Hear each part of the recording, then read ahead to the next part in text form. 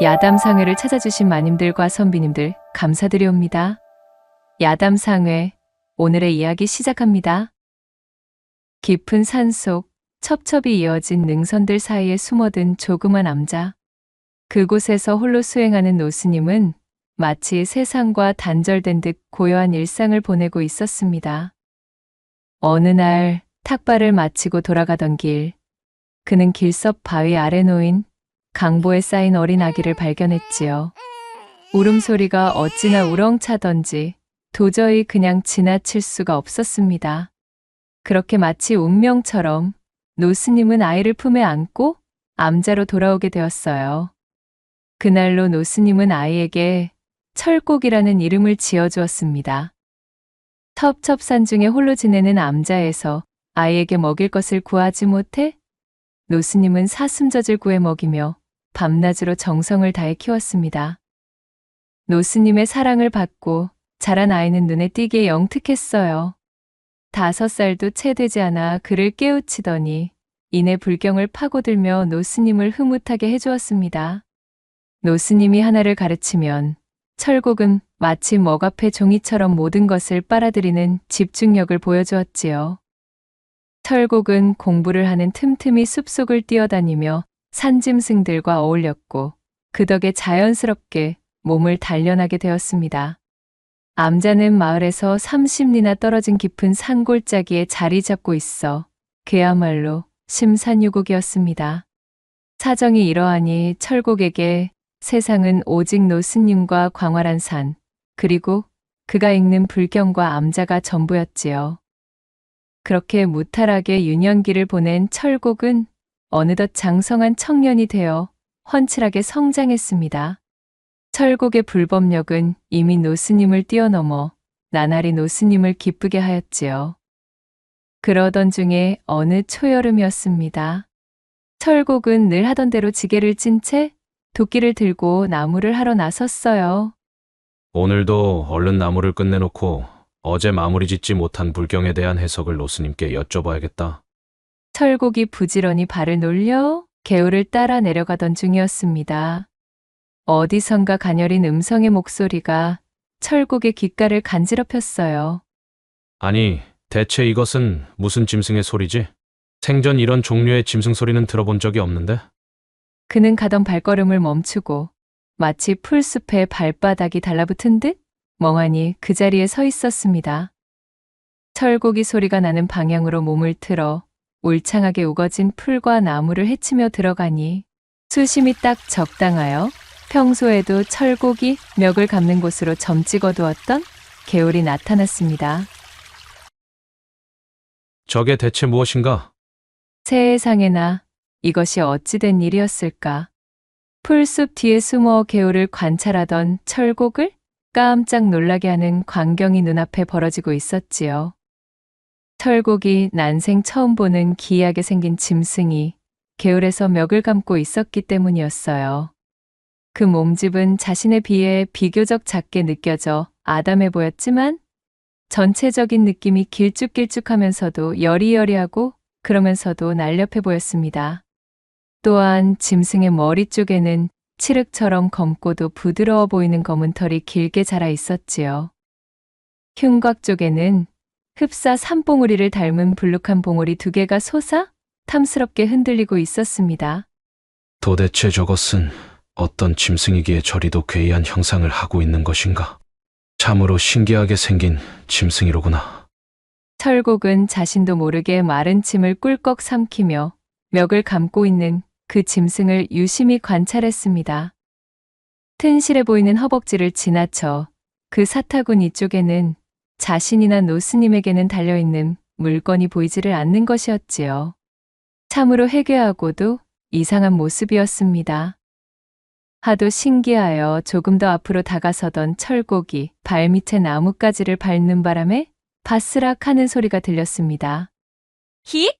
거긴 유시오? 소리를 듣고 고개를 돌린 짐승은 철곡을 발견하고는 산천이 찢길 듯한 높은 음성의 비명을 지르는 것이었지요. 짐승과 눈이 마주친 철곡이 아연실색의 얼굴을 하는 것도 잠시, 그 짐승은 고래고래 소리를 지르면서 개울가에 놓여있는 돌멩이들을 집어들고는 닥치는 대로 철곡을 향해 던지기 시작하는 것이었어요. 풀숲에 숨어 어딜 훔쳐보는 게야, 이 육실얼놈아.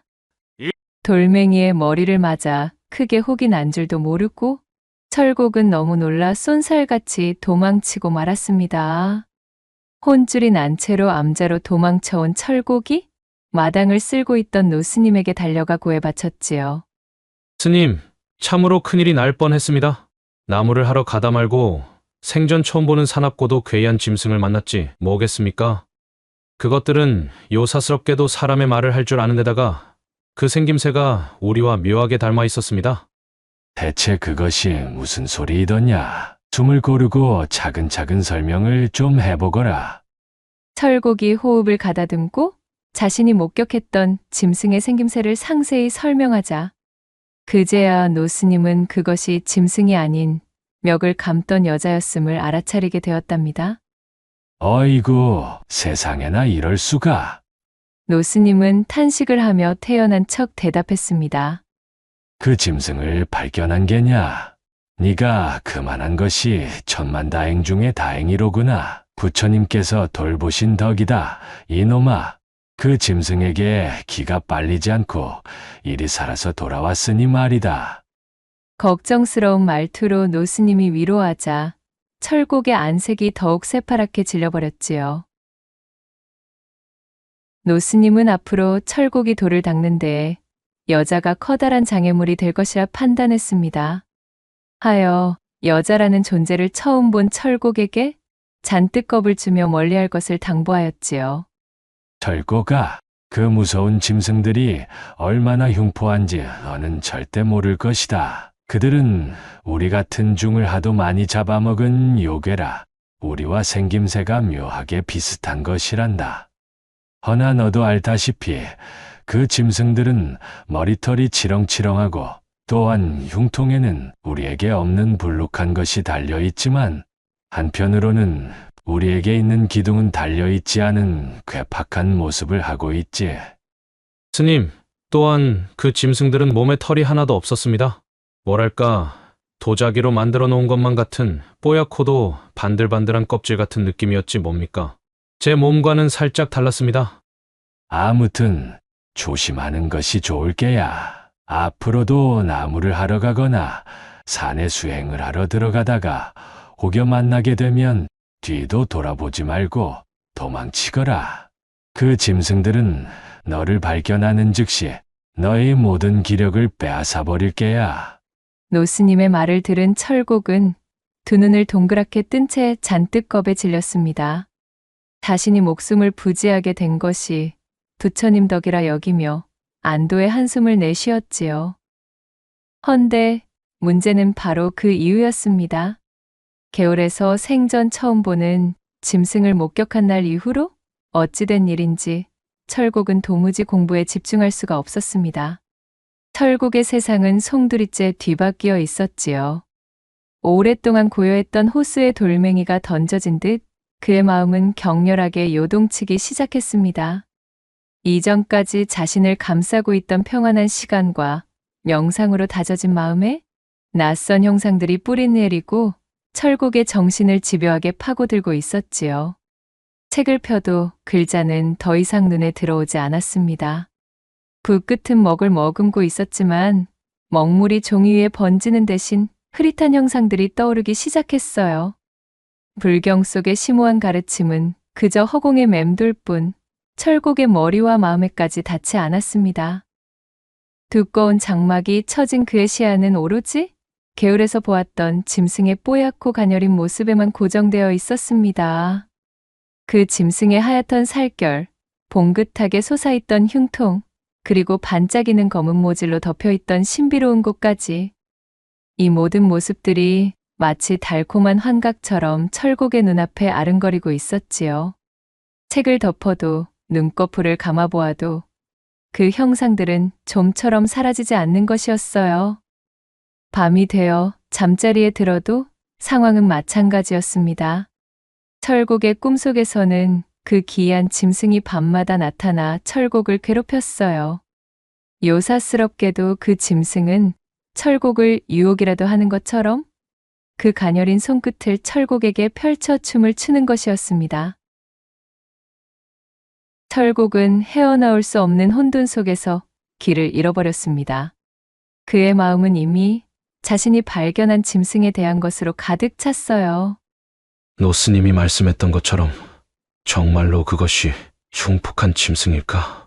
그렇다면 그것을 발견한 내 마음이 어찌 이리도 어지러운 것일까? 사람을 홀리는 요사스러운 능력이 이미 내게 불이라도 내렸기 때문일까? 철곡은 자신의 마음 속에서 일어나는 변화를 도무지 이해할 수 없었습니다. 오랫동안 굳게 닫혀있던 문이 갑자기 열린 모양새로 철곡의 내면은 새로운 감정과 욕망으로 가득했지요.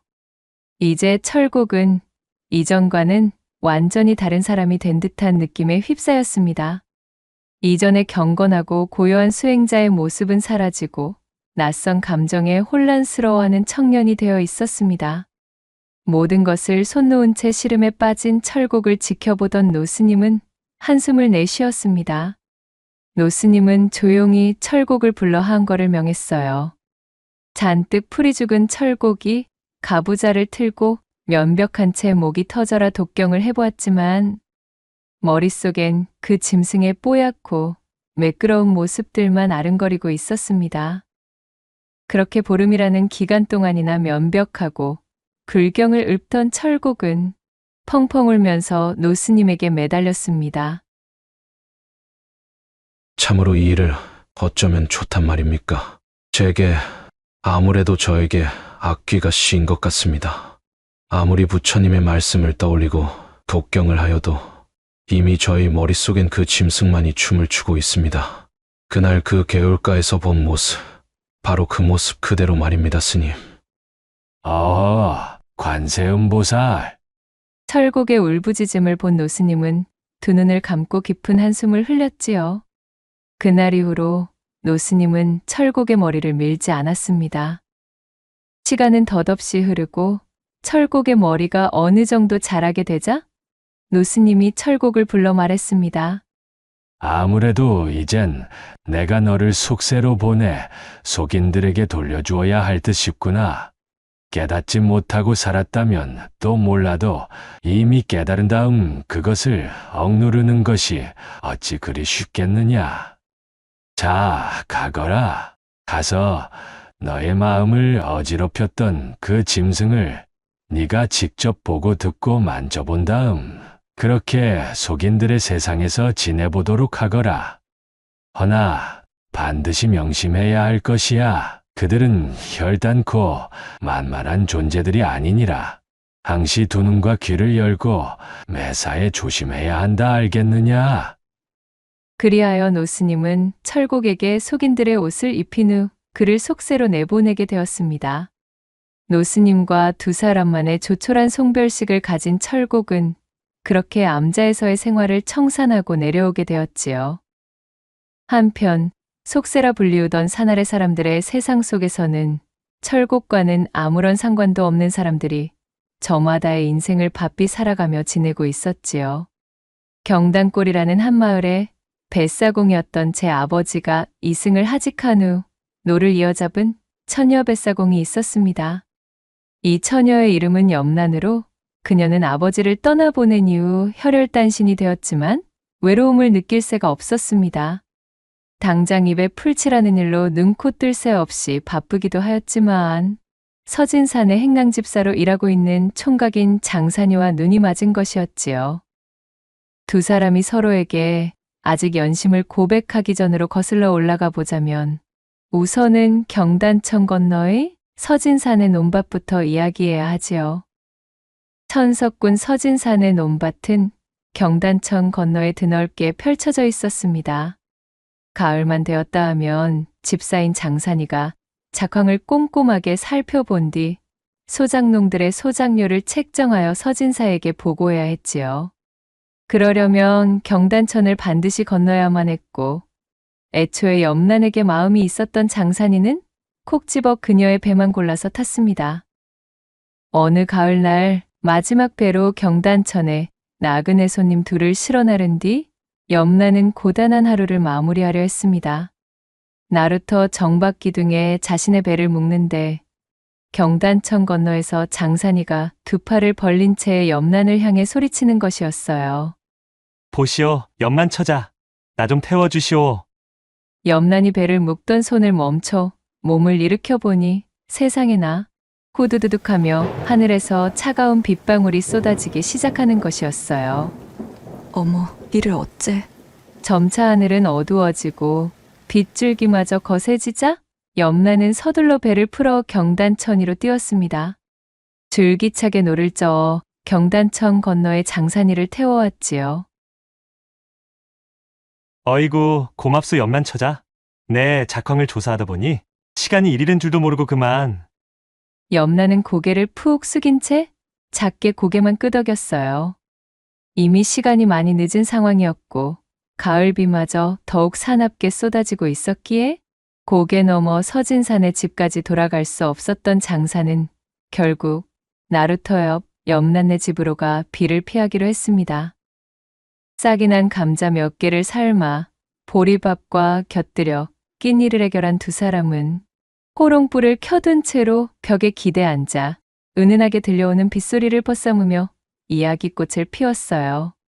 각자가 서로 살아온 얘기를 나누며 목이 메어 천장을 올려다보던 염라는 결국 긴 한숨 끝에 눈물을 흘리기도 하였습니다. 어둠이 짙어질수록 빗줄기는 더욱 거세졌고 장산의 말솜씨에 힘입어 염라는 점점 온몸이 나른해지고 있었어요. 낡은 흙벽을 때리는 빗소리는 마치 누군가의 속삭임처럼 들렸지요. 염라는 호롱불 심지를 조금 더 올렸습니다. 좁은 방 안에는 감자와 보리밥 냄새가 섞인 희미한 온기가 감돌았어요. 장사는 벽에 기대 앉아 호롱불빛의 그림자가 진 염란의 얼굴을 바라보았습니다. 풍성하게 내려앉은 속눈썹이 참으로 어여뻐 보이던 참이었습니다. 아까 배를 태워줘. 참말로 고맙소. 당산이 낮은 목소리로 말했습니다. 염라는 아직도 마르지 않은 제 머리카락을 손으로 쓸어 넘기며 그저 희미하게 웃을 뿐이었지요. 방 안에는 빗소리와 함께 두 사람의 새근거리는 숨소리만이 감돌았습니다. 마치 시간이 멈춘 듯한 고요함 속에서 장사는 염란의 손에 박힌 굳은 살을 바라봤지요. 뱃사공을 업으로 삼은 젊디 젊은 처자가 살아온 고단한 삶의 증표였습니다. 그 순간 장사는 그 손을 잡아주고 싶다는 충동을 느꼈지만 쉽사리 손을 내밀지는 못했어요. 염라는 애꿎은 바깥의 풍경을 바라보고 있었습니다. 오늘 하루 종일 강물을 가르며 배를 몰았기에 꽤나 고단하였지만 당산과 함께 있는 지금 그녀의 마음속에는 작은 불꽃이 타오르고 있었지요. 당산은 조용히 손을 뻗어 염란의 손등을 살짝 건드렸어요. 나뭇잎이 바람에 스치는 듯한 미약한 접촉이었습니다. 아니, 저기 이러시면. 당황하면서도 염란은 저도 모르게 눈을 감았습니다. 어쩐지 빗소리가 더욱 크게 들리는 기분이었어요. 염란의 귓가에 장산의 숨소리가 희미하게 들리는 듯 했습니다. 서서히 둘의 어깨가 맞닿았지요. 팽팽하게 당겨진 활시위처럼 그들의 마음이 요란하게 떨리고 있었습니다. 오래된 우물에서 퍼올린 바가지 속 물처럼 깊고도 축축한 분위기가 감돌았고 염란과 장사는 숨을 쉬는 것조차 잊어버린 듯 말없이 서로의 눈을 바라보았지요. 그리고 그 침묵 속에서 이내 두 사람은 서로의 깊은 곳으로 조용히 침잠하는 것이었어요. 이윽고 두 사람이 나눈 온우지정은 빗소리조차도 덮지 못할 만큼 무르익어만 갔지요.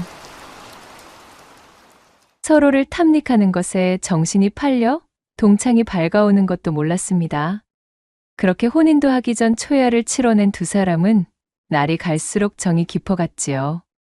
어느 날 저녁, 장산이는 염란의 손가락에 은반지를 끼워주고 갔습니다. 기나긴 겨울밤에는 장산이 불쑥 찾아와 인절미와 엿을 건네주고 돌아가기도 했답니다. 참, 매번 뭐 이런 걸 타.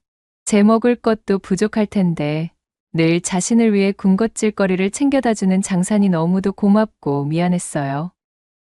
다음에 꽃피는 봄, 염란의 자색은 더욱 살아나 봄꽃처럼 화사하게 피어올랐지요. 사랑에 빠진 처자는 하루가 다르게 화사함을 뿜어냈습니다. 밤새 봄비가 쏟아져 하늘이 우중충하고 강물에 물살이 불어 기세가 드센 참이었으나 봄의 기운은 물씬했습니다. 벚꽃이 여기저기 흐드러지게 피었고 산새들의 울음에 맞춰 산들바람이 선선하게 목덜미를 감아 염란을 적셨습니다. 오늘도 꽤 바쁘겠으나 힘을 내보자. 염란은 장산의 얼굴을 떠올리며 얼굴을 붉게 물들였습니다. 홍조가 가득한 뺨을 비비며 그렇게 나루로 나가 도성객들을 실어 나를 준비를 했습니다. 나룻배에 앉아 자리를 잡은 사람들은 왁자지껄 쓰다가 끊이지 않았습니다. 배가 떠나기 전 저마다 제자랑에 심취해 있었지요. 자신이 씨름판에 나가 장사를 몇 번 했네. 부상으로 따낸 황소가 자그마치 7마리네. 그 이야기를 듣고 있던 맞은편의 어깨가 떡하니 벌어진 장정은 자신이 쌀 2가마를 지고는 산비탈도 뛰어내려갔다며 자랑하고 있었어요. 또 어떤 젊은이는 밭에 박혀있던 집채만한 바위를 뽑았다며 제 팔뚝을 드러내 힘자랑을 하는 것이었지요. 그리고 한쪽 구석에 만감에 젖어있는 한 젊은 사내가 조용히 먼 산을 바라보고 있었습니다. 어쩐지 세파에 잔뜩 시달린 모습으로 눈밑이 퀭한 것이 꽤나 사연이 많아 보였어요. 바로 노스님과 이별하고 암자에서 내려와 빠른 시일에 속세의 쓴맛과 여인의 무서움을 깨닫게 된 철곡이었습니다.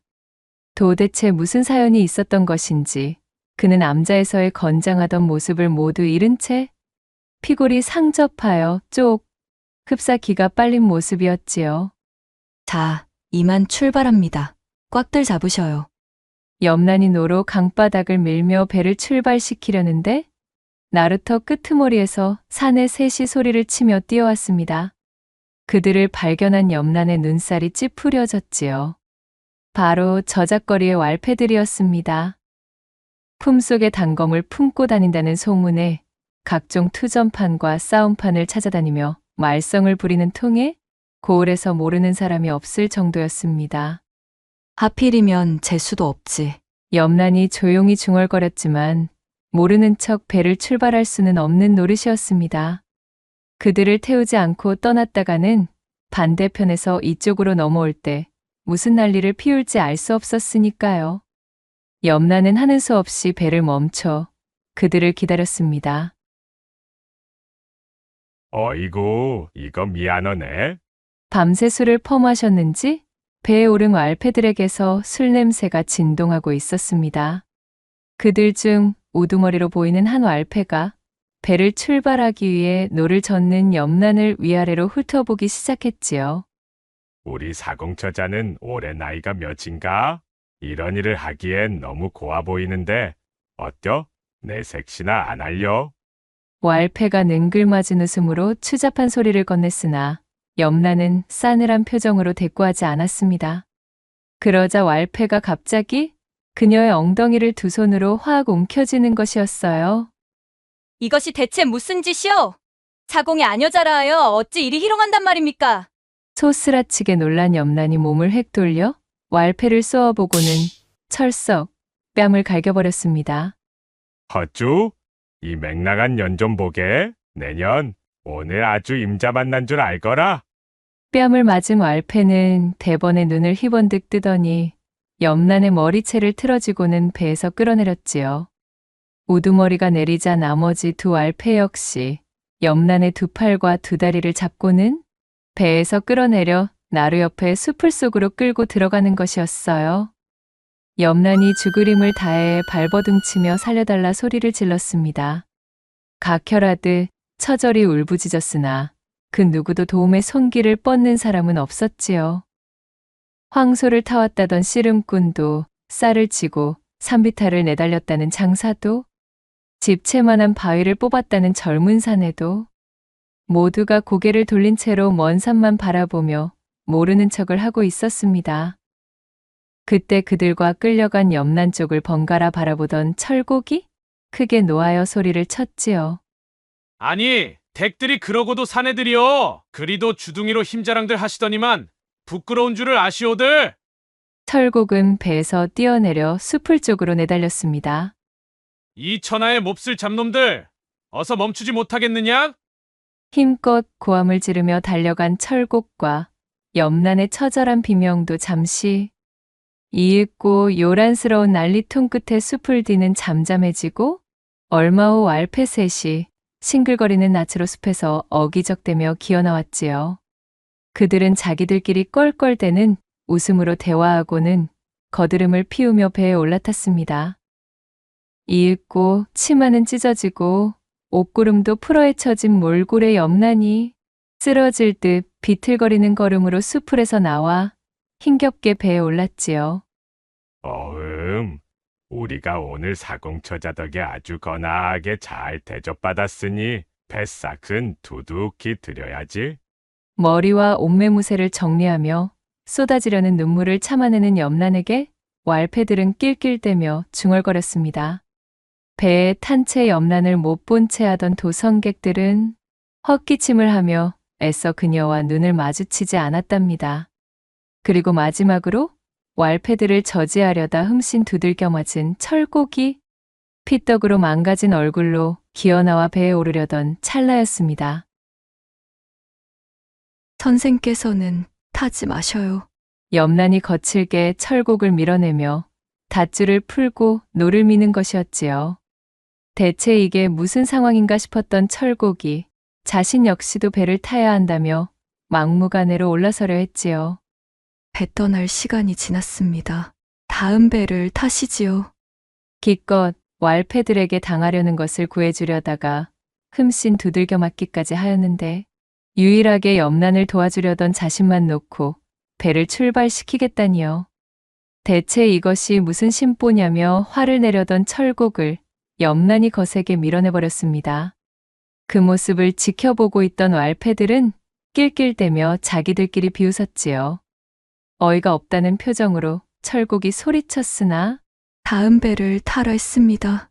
염난은 싸늘하게 식은 표정으로 매몰차게 말하고는 기어이 배를 밀어 강으로 나가버리는 것이었어요. 나 이거야 원. 살다 살다 별놈의 희한한 경우를 다 보는구먼. 속세라는 곳은 어쩜 이리도 광증이 도지는 곳이란 말인가? 철곡은 멍한 얼굴이 되어 어느덧 저만치 떠내려가는 배를 바라보며 허탈한 한숨을 내쉴 뿐이었습니다. 간밤에 퍼부은 비 덕택에 강은 물살도 거셌고 수심도 한껏 높아져 있었습니다. 보통 때는 늘 강 한복판에 큼지막한 칼바위가 드러나 보였지만 오늘은 물살 속에 잠길 정도였어요. 그런데 이것이 무슨 일인가요? 강 복판으로 잘만 이동하던 나룻배가 갑자기 방향을 틀어버렸습니다. 노를 쥐고 있던 염난의 표정이 한층 더 싸늘해졌지요. 거센 물살을 타고 쏜살같이 내려가던 나룻배는 이윽고 칼바위를 세차게 들이박은 후 산산조각이 나고 말았습니다. 배에 타고 있던 모든 사람들이 급류에 휘말려 벼락 같은 비명을 질러대기 시작했지요. 허우적대며 살려달라 소리치는 아비규환이었으나 이내 모든 것을 삼켜버릴 기세의 엄청난 물살에 휩쓸려 형체조차 사라지고 말았습니다. 그렇게 배에 탔던 모두의 모습은 물에 잠겨 더 이상 보이지 않게 되었고 멀찍이서 그 지옥도를 보고 있던 철곡은 눈앞에서 벌어진 믿을 수 없는 모습에 파랗게 질린 얼굴로 멀뚱히 서 있을 수밖에 없었답니다. 한참의 시간이 지나고 물살의 기세가 한풀 꺾이는 경단천 하류. 박살이 난 나룻배에서 살아난 사람은 염난뿐이었습니다. 그녀는 연신 기침을 하며 머금었던 물을 토해내고는 강변에 털썩 쓰러져 버렸습니다. 헤엄 실력만큼은 고을에서 따라갈 사람이 없었던 그녀는 거친 급류 속에서도 용케 목숨을 부지할 수 있었지요. 자신을 욕보인 왈패들과 보고도 모른 척 아무도 도와주지 않았던 도성객들에게 제 손으로 복수한 염난이었으나 사람을 해하였다는 마음에 그리고 소중한 정인을 두고 더럽혀졌다는 생각에 왈칵 눈물이 솟구쳤습니다. 그녀는 오열을 하면서도 하염없이 걷고 또 걸어 장산이 일하고 있는 서진 사내로 향했지요. 이런 자신을 위로해줄 사람은 장산뿐이었으니까요. 얼마나 시간이 흘렀는지도 모를 만큼 걸어 서진 사댁 대문 앞에 당도한 염라는 마지막 힘을 쥐어짜내 대문을 두드렸습니다. 이윽고 대문 밖으로 나온 장산이 염란의 몰골을 보고는 소스라치게 놀랐어요. 아니, 염라나. 대체 이것이 어찌 여기까지 어떻게 온 것이야? 게다가 그 몰골은 또 무엇이고? 장산의 얼굴을 마주한 염라는 또다시 서름이 북받쳐 눈물을 쏟았고 자신에게 일어난 모든 일을 장산에게 말했습니다. 추위와 두려움, 비참함, 자괴감, 그 모든 부정적인 감정이 몰아치고 있는 자신을 따스하게 안아주며 모든 것이 다 괜찮아질 거라고 위로해 주리라 여겼어요. 그런데 세상에 남아있는 유일한 자신의 편이라 믿어 의심치 않았던 장산의 표정이 너무도 차갑게 굳어가기 시작했지요. 장산은 울음범벅의 염란을 밀쳐내며 냉랭한 목소리로 말했습니다.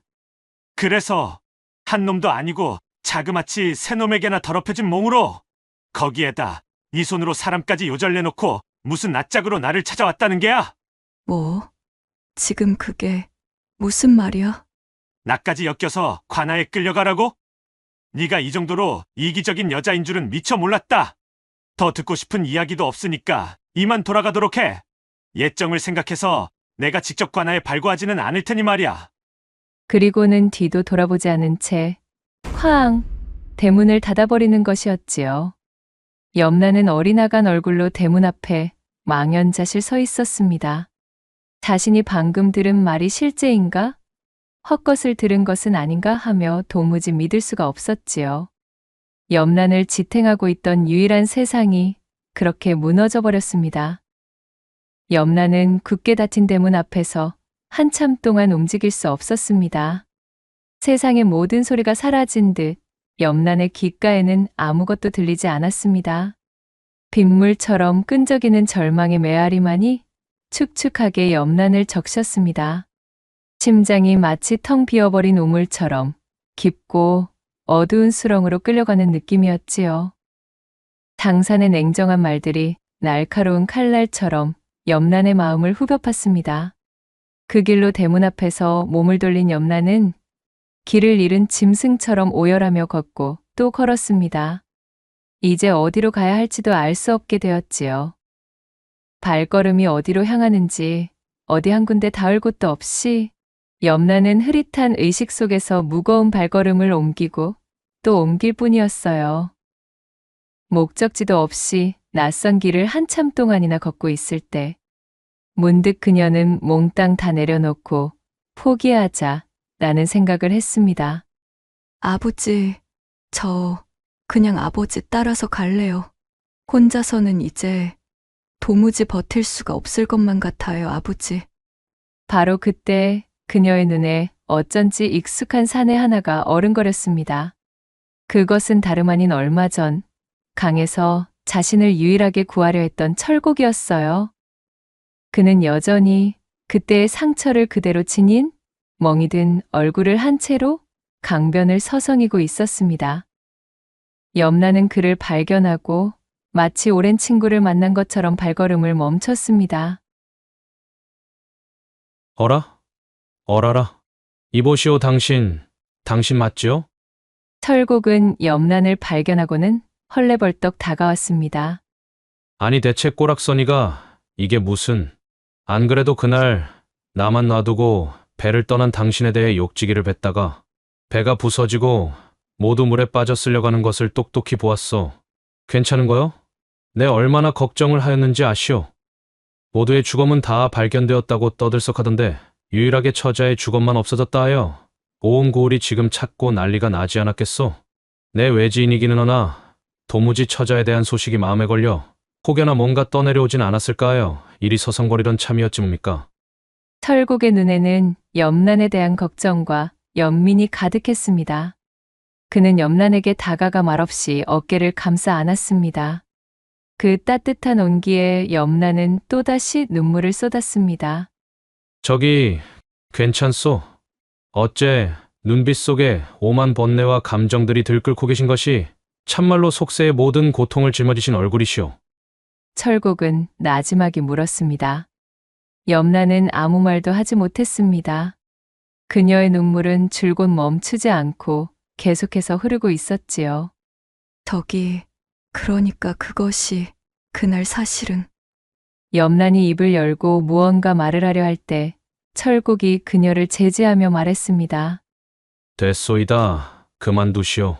알고 싶지도 알 필요도 없소. 정확히는 모르겠으나 내 지금 당신 몰골을 보아하니 그냥 묻어두는 편이 낫겠소이다.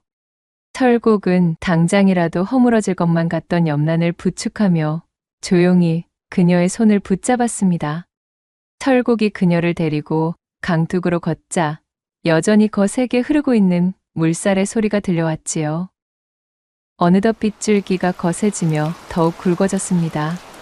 두 사람은 한참 동안이나 아무 말도 없이 걷고 또 걸었어요. 그 침묵 속에서 두 사람은 말하지 않아도 세상에서 쌓은 서로의 고단함을 이해하는 듯한 기분이 들었지요. 두 개의 깨진 조각이 만나 다시 하나로 맞춰지는 것처럼 그들은 말없이 걷고 또 걸었습니다. 가시는 곳은 있으신가요? 염란이 차분한 목소리로 말했습니다. 세상 천지 혼자인 몸인데 갈 곳이 어디 있겠소이까? 철곡의 대답에 염란이 피식 웃으며 대꾸했어요. 저 역시 그러합니다. 갈 곳이 없네요. 실은 나는 깊은 산에서 나를 걷어준 노스님과 함께 수행을 하던 중이었소이다. 젊디 젊은 날 난생 처음으로 멱을 감던 여인을 보고는 그것이 여인인 줄도 몰라 괴이한 산짐승으로 오인하던 그런 시절이 있었지. 자신을 훔쳐보는 것으로 알았던 여인에게 돌멩이 세례를 맞은 후 암자로 돌아오고 보니 웬걸 머릿속엔 그 여인의 나심만 떠오르는 것이었소.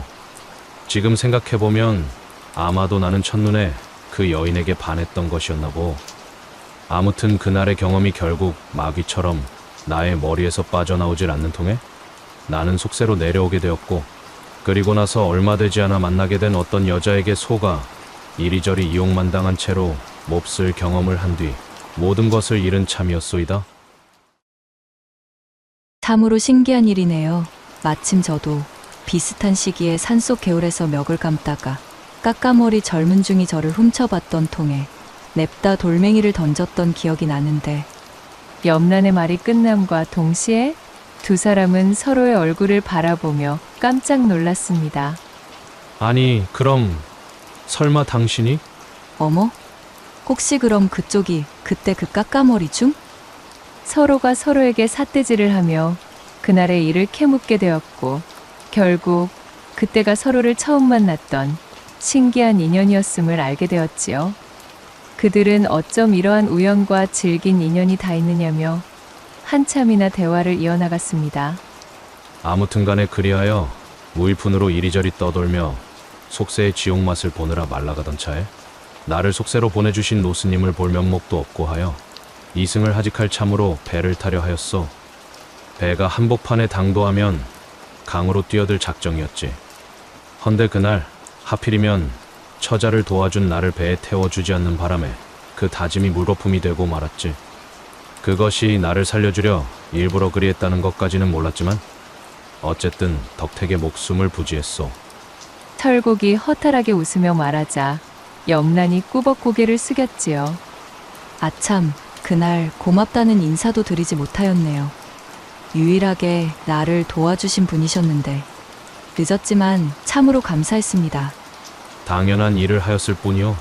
그리고 나도 감사하오. 어찌되었든 처자께서도 내 목숨을 살리신 분이시오. 철곡이 무안해하며 말했고 염란이 머쓱한 표정으로 답했어요. 각자가 서로를 구한 셈이 되었으니, 게다가 서로 갈 곳마저도 없는 처지이니 일단은 이 고을을 떠나볼까요? 저 역시 더는 이곳에 머무를 이유가 없게 되었습니다. 곧 관아에 쫓길 몸이기도 하고 말입니다. 철곡이 고개를 돌려 염란의 얼굴을 바라보았습니다. 염란이 희미하게 웃으며 고개를 끄덕였고 그 얼굴이 하도 어린아이처럼 천진난만했기에 철곡 역시도 피식 미소를 머금고선 고개를 끄덕였지요. 두 사람은 어깨를 나란히 하고 강둑을 따라 걸었습니다. 빗줄기는 여전히 굵었지만 두 사람의 새로운 시작을 향해 나아가는 발걸음에는 차츰차츰 힘이 실리고 있었어요. 그렇게 고을의 경계에서 이웃마을로 이어지는 길목, 두 사람의 그림자는 서서히 사라졌고 이내 저만큼까지 멀어져 보이지 않을 때가 되었을 때 비로소 구름이 걷히며 비가 멎고 햇빛이 떠오르더라는 후문이 옵니다. 낭독해드린 이야기가 마음에 드셨다면 구독과 좋아요, 댓글로 야담상회를 응원해주셔요. 늘 잊지 않고 야담상회를 찾아주시는 마님과 선비님들 시청해주셔서 참으로 감사하옵니다.